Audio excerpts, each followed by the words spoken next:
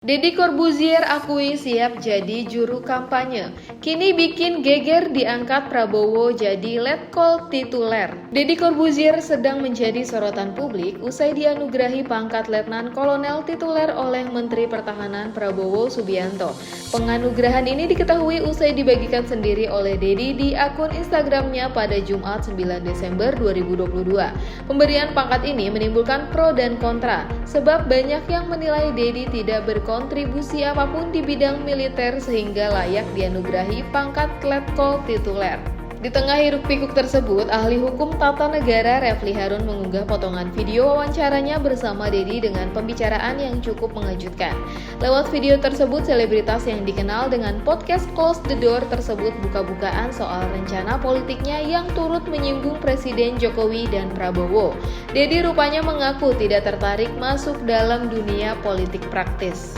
Kalau nanyanya sekarang, enggak. Kenapa? Gue merasa ribet, tegas Deddy dikutip dari kanal YouTube Refly Harun pada Minggu 11 Desember 2022.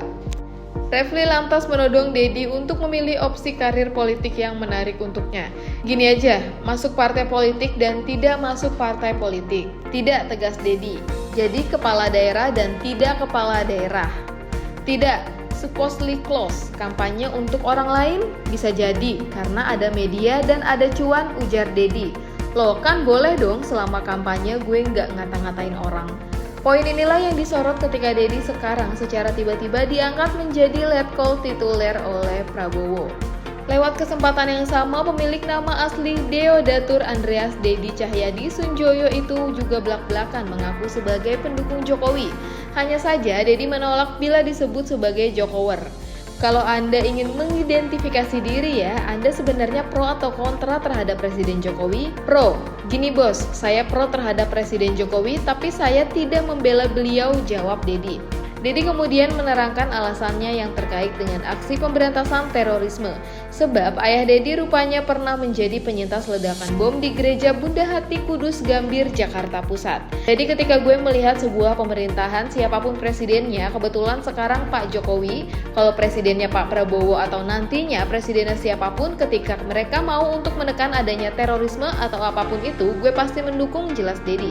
Aspek inilah yang membuatnya pro terhadap pemerintahan Jokowi. Kendati demikian, Deddy tidak menampik ada hal negatif dari pemerintahan Jokowi saat ini. Memang dalam pemerintahan pasti Pak Jokowi tidak mungkin sempurna terus, dan saya menyayangkannya kadang-kadang apa yang mau disampaikan beliau tidak nyampenya suka beda, tutur Deddy.